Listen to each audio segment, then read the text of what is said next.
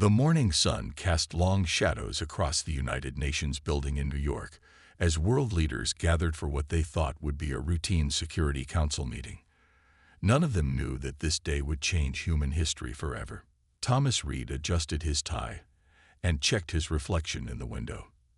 At 45, his dark hair showed traces of gray at the temples, but his blue eyes remained sharp and alert. As the U.S. ambassador to the UN, he had handled countless crises, but nothing could have prepared him for what was about to happen. The council chamber buzzed with the usual pre-meeting chatter.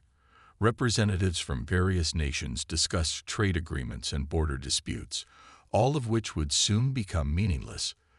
The first sign that something was wrong came when every electronic device in the room died simultaneously. Phones went dark. Laptops shut down.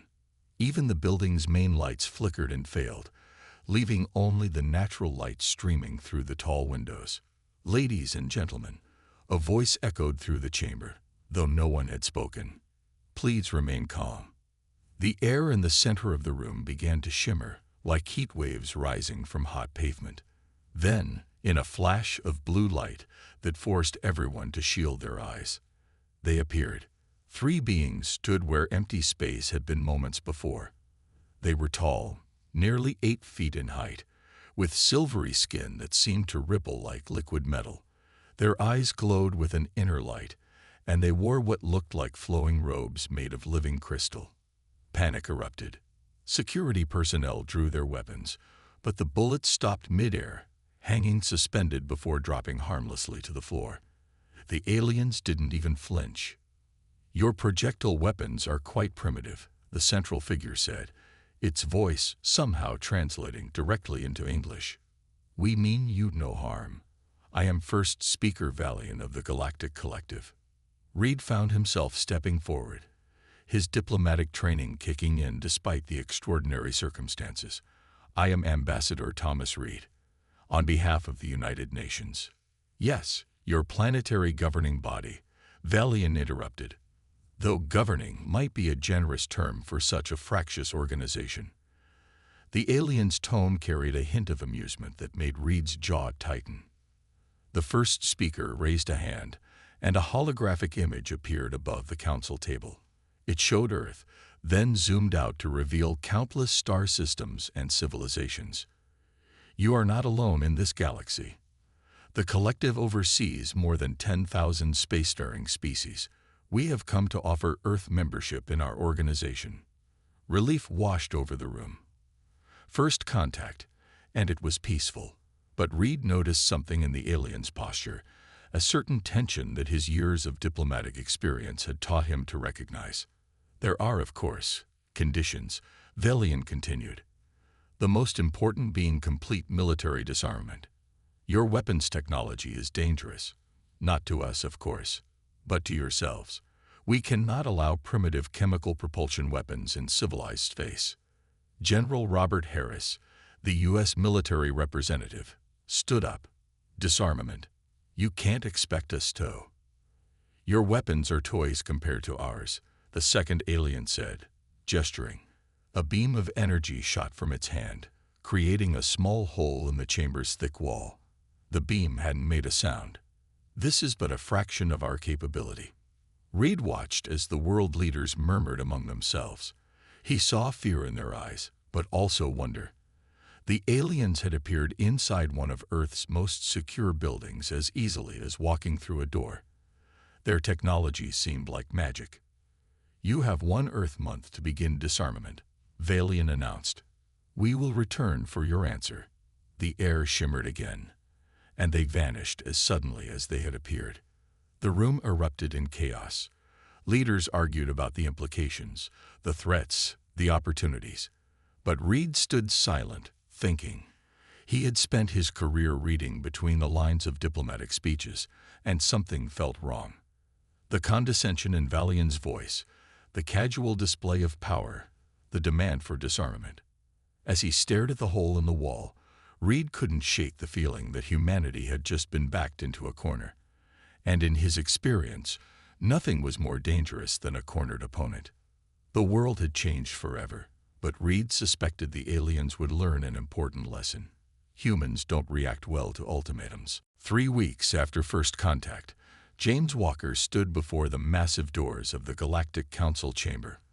The retired Marine colonel, now Earth's military advisor, felt small beneath the towering archway made of some strange, glowing material. But he kept his back straight and his face calm, just as he had done through countless battles. The human delegation followed First Speaker Valiant into the chamber. Walker's boots echoed against the crystalline floor as he walked. Above them, the ceiling opened to space itself, protected by an invisible shield that kept the atmosphere in. Hundreds of alien species filled the curved rows of seats, all staring down at the humans. The delegation from Earth will now present their military capabilities, Valiant announced, voice dripping with barely hidden amusement. As per standard procedure for new members, Walker stepped forward, activating the data tablet they had given him. A hologram appeared, showing Earth's most advanced weapons, tanks, fighter jets, aircraft carriers, and nuclear submarines. Our current military forces include, Walker began, but laughter interrupted him. It started with a few chuckles and grew into a roar of alien amusement. They still use combustion engines, one delegate shouted. Look at their aircraft. They need wings to fly. Another called out. Are those weapons powered by explosions? How quaint. Walker kept his face neutral, though his jaw tightened slightly. He had expected this reaction. Over the past 3 weeks, he had seen enough of their technology to understand why they found Earth's weapons primitive. Their ships could cross galaxies. Their personal shields could stop any bullet. Their energy weapons could vaporize tanks. But Walker had also noticed something else, something that none of the aliens seemed to realize. If I may continue, he said calmly, waiting for the laughter to die down. This is our current main battle tank. The hologram showed an M1 Abrams. More snickers filled the chamber. A tall alien with scaled skin stood up. Let me show you real military power.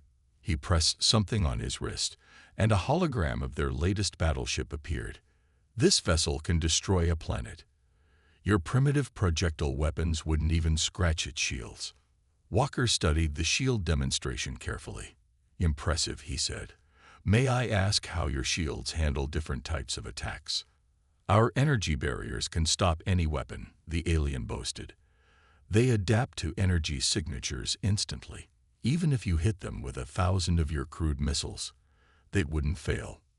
Walker nodded, filing away this information. And these shields, they're standard across all your ships. Of course, it's the most advanced protection system in the galaxy, though I don't expect you to understand the technology behind it. More laughter. Walker noticed Ambassador Reed giving him a subtle nod. They had both caught the same thing. The alien shields were designed to stop energy weapons, not physical projectiles. Their complete dismissal of primitive weapons might be their biggest weakness. Well, Walker said, closing his presentation, Earth looks forward to learning from the collective's superior technology. The rest of the delegation went as expected. The council spent hours showing off their advanced weapons, each demonstration more impressive than the last. Ships that could cloak themselves, guns that fired plasma, bombs that could tear holes in space itself. But Walker kept thinking about those shields, about how they were designed to stop energy weapons, because that's what every advanced race used, about how none of these aliens had fought a physical war in thousands of years. As they left the chamber, Reed fell into step beside him. You saw it too, the ambassador whispered. Walker nodded slightly. They're so advanced, they'd forgotten the basics. A rock thrown hard enough can break a window, no matter how fancy the window is. We have 3 days left to give them our answer about disarmament, Reed said. Then we better make them count, Walker replied, his mind already racing with possibilities. Maybe Earth's primitive weapons weren't so primitive after all. They just needed to be used in the right way. The aliens had laughed at human weapons today, but Walker had a feeling they wouldn't be laughing for long. Deep beneath the Rocky Mountains, in a facility that officially didn't exist, Admiral Mary Stone watched as engineers modified an old railgun design. The massive underground chamber hummed with activity, filled with the world's best scientists and military experts working against time. "Show me the latest test results," Stone ordered, her gray hair tied back in a tight bun. Dark circles under her eyes showed that she, like many others, had barely slept in the past week. Dr. Peter Wells, the lead scientist, pulled up a video on the main screen. "Watch this, Admiral." The footage showed a test chamber where an alien shield generator, secretly bought from a desperate trader, created a protective barrier. Against it, they fired different weapons. Energy weapons bounced off. Traditional bullets slowed down and stopped, but then came the modified railgun round. The projectile, traveling at 30 times the speed of sound, punched straight through the shield like it wasn't even there. "Play it again," Stone said, leaning forward. Slower this time. The replay showed what they had discovered. The alien shields were designed to detect and stop energy weapons. They could also detect and slow down normal projectiles. But the railgun round moved so fast that the shield's detection system couldn't react in time. "It's like throwing a rock through a spotlight," Wells explained. "The light's still there, but it can't stop the rock. Their shields are the same. They're great at stopping things they can detect and react to, but useless against something moving this fast." Stone nodded. "How many railguns can we build in 2 days?" "That's the good news," Wells said, leading her to another section of the facility. "We've modified every major weapons factory on Earth. As far as the aliens can tell from their scans, we're dismantling our weapons, but we're actually converting them." They entered a massive production floor. Hundreds of workers assembled new weapons that combined old human technology with insights gained from studying alien tech. Railguns were being mounted on ships and tanks. Fighter jets were being modified to carry special ammunition. The aliens gave us access to their basic technology as a gesture of goodwill, Stone said, smiling grimly. "I bet they never thought we'd use it like this." In another part of the facility, Walker and Reed watched as soldiers trained with the new weapons. The weapons looked old and clunky compared to alien technology, but appearances were deceiving. "The collective's biggest mistake," Walker said, "was giving us time to prepare. They thought we'd just give up." Reed nodded. "Their scans show exactly what we want them to see, a military in the process of disarmament. They're so convinced of their superiority that they aren't looking closer." A technician rushed up to them with a tablet. "Sir, we've just finished analyzing their ship designs. You were right. They have no point defense systems against physical objects. Why would they? No advanced civilization uses physical weapons anymore." Walker allowed himself a small smile. When was the last time any of them fought a real war? They've relied on their advanced technology for so long, they've forgotten the basics of combat. Across the globe, similar preparations were happening in secret facilities. Old weapons were being upgraded, soldiers trained in new tactics. Every piece of alien technology they could get their hands on was studied and reverse engineered. In orbit, the alien observers watched Earth's military bases, seeing exactly what they expected: the dismantling of humanity's primitive arsenals. Their scans showed weapons being taken apart, ships being docked, and armies standing down. They didn't notice the new power signatures, hidden by clever use of their own technology. They didn't spot the modified weapons, disguised to look like industrial equipment. And they certainly didn't realize that humans had already figured out their biggest weakness. Back in the facility, Stone reviewed the latest readiness reports. Nearly every major military asset on Earth had been secretly upgraded. Now they just had to wait. "How long until they realize we're not actually disarming?" Wells asked. "By then," Stone said, watching another successful railgun test, "it will be too late. They wanted us to learn from their advanced technology. Well, we learned. Just not the lesson they intended to teach." The countdown to the collective's deadline continued. But Earth wasn't preparing to surrender. It was preparing to fight. The collective's deadline arrived with a display of power that darkened skies worldwide. 5,000 alien ships appeared in Earth's orbit, their massive forms blocking out the sun in many major cities. Each ship was larger than an aircraft carrier, their crystalline hulls shimmering with energy shields. Inside the UN Security Council chamber, First Speaker Valiant's hologram towered over the assembled world leaders. His silvery face showed no emotion, but there was a hint of satisfaction in his glowing eyes. "The time has come for Earth to join civilization," Valiant announced. "Our scans show you have mostly complied with disarmament. Wise choice. Now we can begin the integration process." Ambassador Reed stood up, his face carefully neutral. "And what exactly does this integration process involve?" The hologram smiled, but it wasn't friendly. "Earth has many resources we find valuable. Your oceans, your minerals, your biological diversity. As a new member of the collective, you will naturally share these resources with other worlds." "Share?" General Harris growled from his seat. "You mean take?" "Take is such an ugly word," Valiant said. "We prefer to call it efficient resource allocation. Your primitive industry wastes so much potential. Under our guidance, Earth's resources will be properly utilized." The room erupted in angry shouts. This wasn't membership. It was colonization. "And if we refuse?" Reed asked quietly. Valiant's hologram grew larger, looming over them.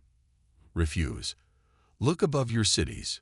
Those ships aren't there for decoration. We gave you the chance to disarm peacefully. Don't make us do it forcefully." In the underground facility, Admiral Stone watched the transmission with a grim smile. "Right on schedule," she said into her secure communicator. "They're exactly as arrogant as we hoped. All units, prepare for Operation Slingshot." Across the globe, hidden weapons powered up. Modified railguns emerged from their concealment. Fighters rose from camouflaged hangars. Everything they had prepared in secret was ready. Back in the council chamber, Reed was still talking, keeping the aliens distracted. "Surely we can negotiate." "Negotiation time is over," Valiant interrupted. "Your species had its chance. Now we do this our way." He turned to address someone off-screen. "Begin the resource acquisition process." The first alien ships descended toward major cities. Their energy weapons powered up, creating beautiful but terrifying displays of light in the sky. They expected no resistance. After all, their scans showed Earth was largely disarmed. In the collective's main command ship, an alien officer reported to Valiant. "Sir, we're detecting some unusual energy readings from the surface. Probably their primitive power plants." Valiant dismissed. "Nothing to worry about." "But sir, these readings air." "Enough." Valiant snapped. "Begin the operation. Show these primitives what real power looks like." The alien ships fired their first warning shots, energy beams striking empty areas outside major cities. The message was clear: resist, and the next shots would not miss. In her command center, Admiral Stone watched the alien ships move exactly where predicted. "They're in position," she said into her comm. "All units, execute Operation Slingshot on my mark." Around the world, military commanders waited for her signal. The modified weapons were aimed and ready. Every simulation, every test, had led to this moment. In the council chamber, Reed checked his watch and allowed himself a small smile. "First Speaker Valiant," he said, his voice carrying across the room. "There's something you should know about humans." "Oh." Valiant's hologram looked down with amusement. "And what would that be?" "We don't take kindly to threats," Reed said. "And we're very, very good at adapting." Valiant laughed. "Adapt? To our technology? Impossible. You're centuries behind us." Reed's smile grew wider. "That's exactly what we wanted you to think." At that moment, Admiral Stone's voice came through every military channel worldwide. "All units, Operation Slingshot is go. Show them what primitive weapons can do." The aliens were about to learn a harsh lesson about underestimating humanity. And this time, no one would be laughing. Admiral Stone's finger hovered over the command console. In orbit, the alien fleet hung like glittering stars, their energy weapons charging for the first real strike against Earth's cities. They never saw what was coming.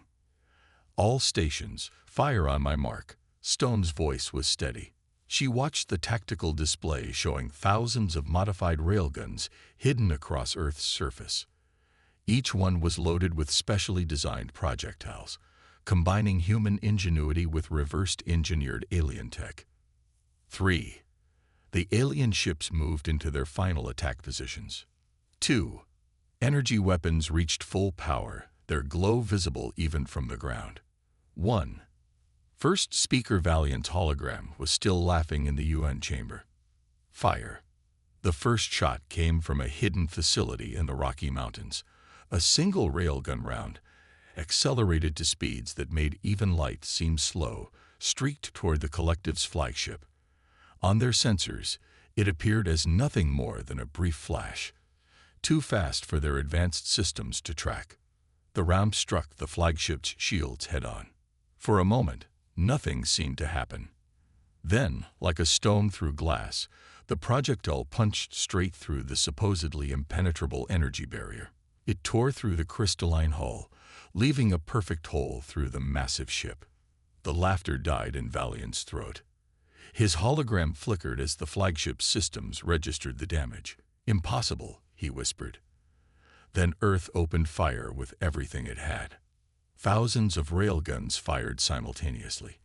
Modified fighter jets launched from hidden bases, carrying special ammunition.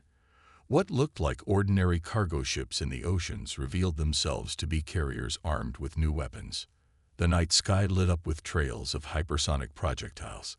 The alien fleet's shields, designed to stop energy weapons, might as well have been paper against the onslaught of physically accelerated rounds.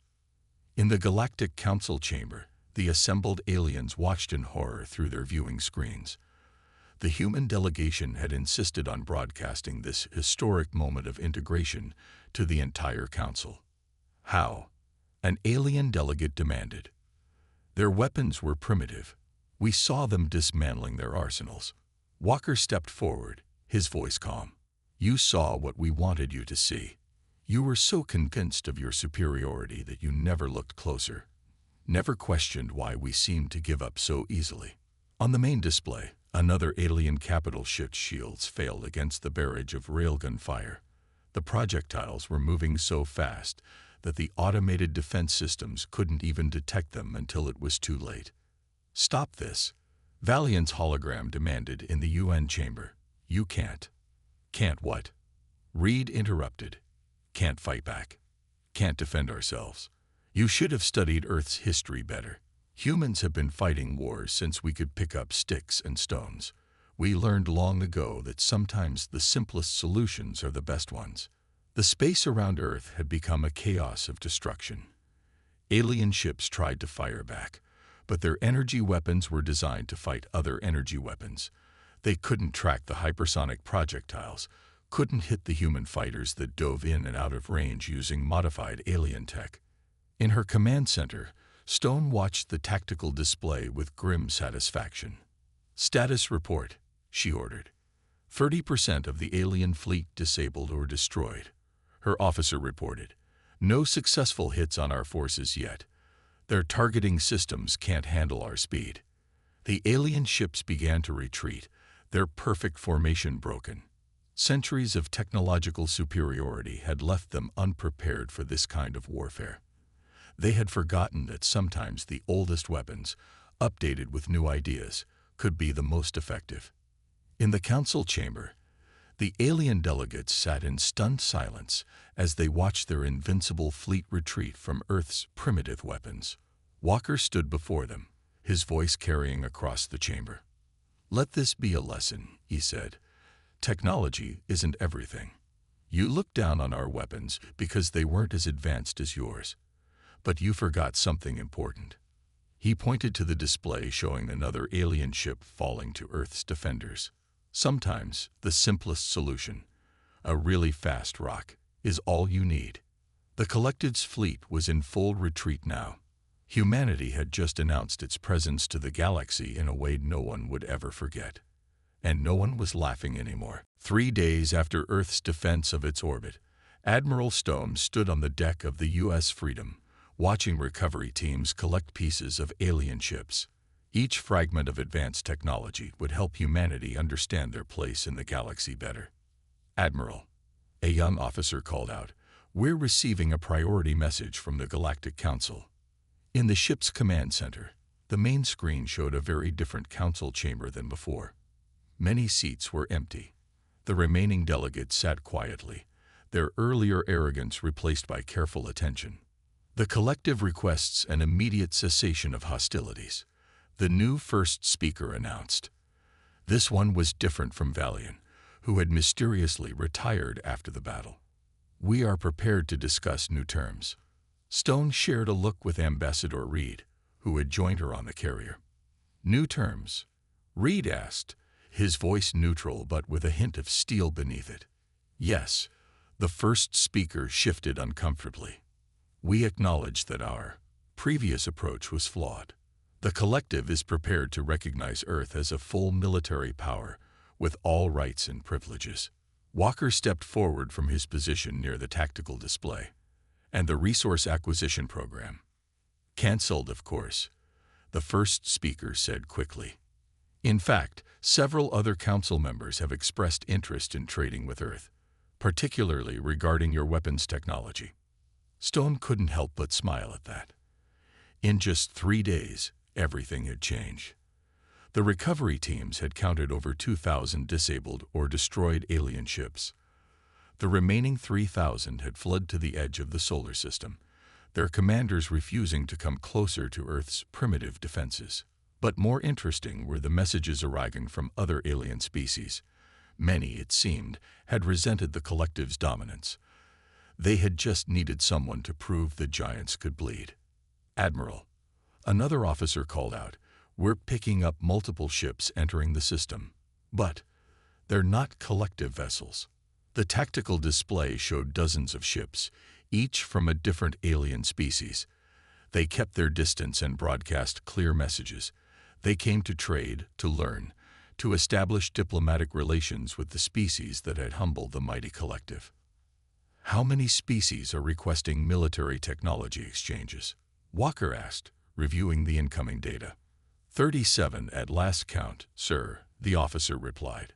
"Most are particularly interested in what they're calling kinetic bypass systems, our railguns."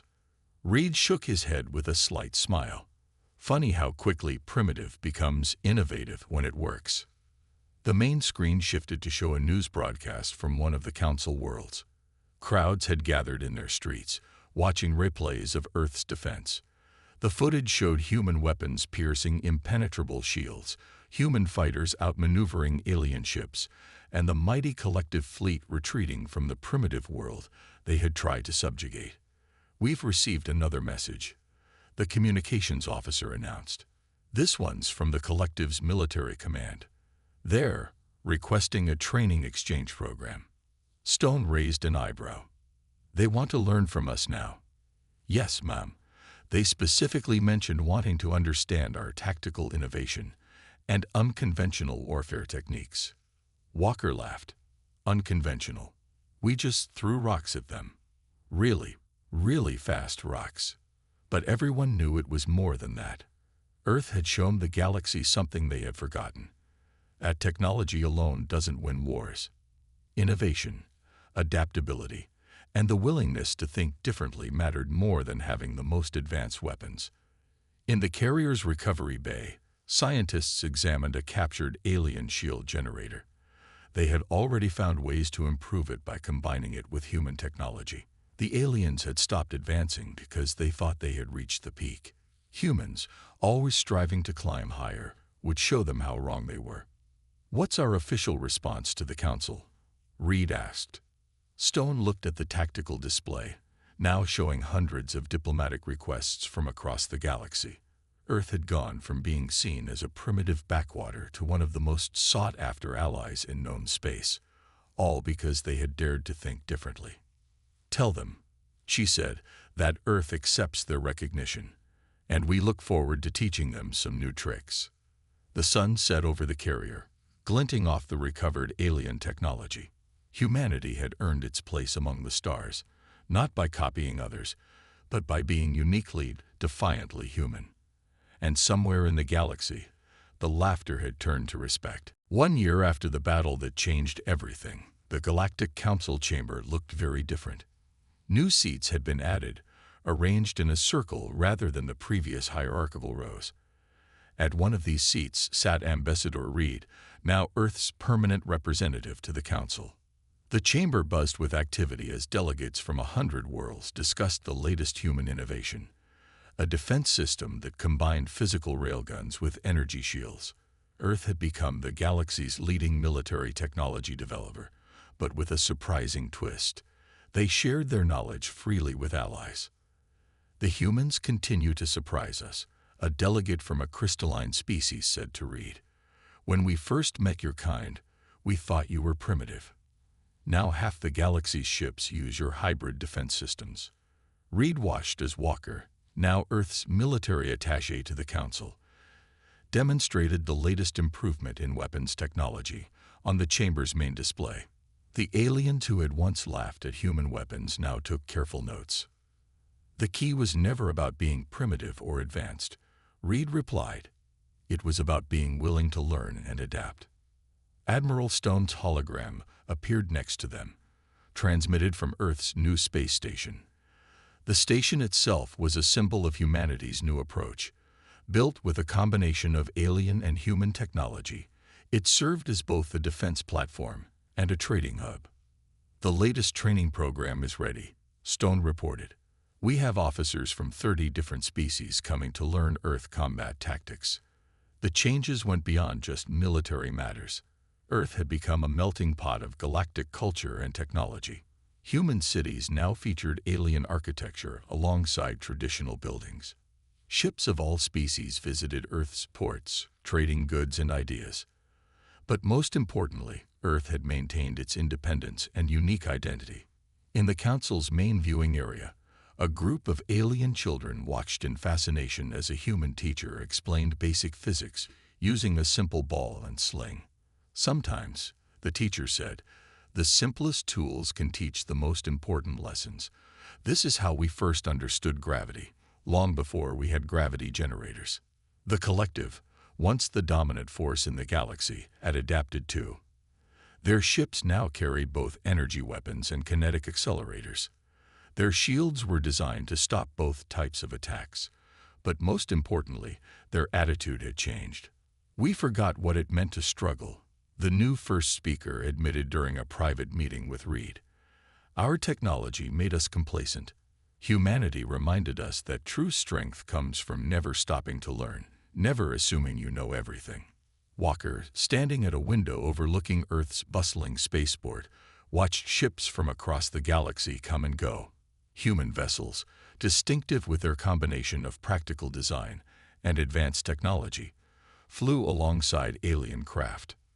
"You know what the best part is," he said to Reed. "We didn't just prove them wrong about us being primitive. We proved them wrong about what advancement really means." A small ship caught his eye. An alien vessel using human-style railguns alongside traditional energy weapons. It was the perfect symbol of how things had changed. The galaxy had learned that progress didn't mean abandoning the old for the new, but finding ways to make them work together. In the orbital shipyards above Earth, a new class of vessel was taking shape. It combined the best of human innovation with technological advances from a dozen alien worlds. Not just a warship, but a symbol of how far humanity had come. "The Council is ready for the final vote," an aide announced. Reed straightened his uniform and entered the chamber. Today, they would vote on establishing the first Galactic Defense Academy on Earth. The species that had been mocked for its primitive weapons would now teach advanced combat tactics to the galaxy's finest. The vote was unanimous. As Reed looked around the chamber at the faces of various alien species, some humanoid, some completely alien, He remembered that first meeting, when they had laughed at human weapons. Now they came to Earth to learn, to trade, and to remember an important lesson. True advancement wasn't about having the fanciest technology. It was about keeping an open mind, never stopping to learn, and remembering that sometimes the oldest solutions, combined with new ideas, could solve any problem. The galaxy had stopped laughing. Instead, they had started learning.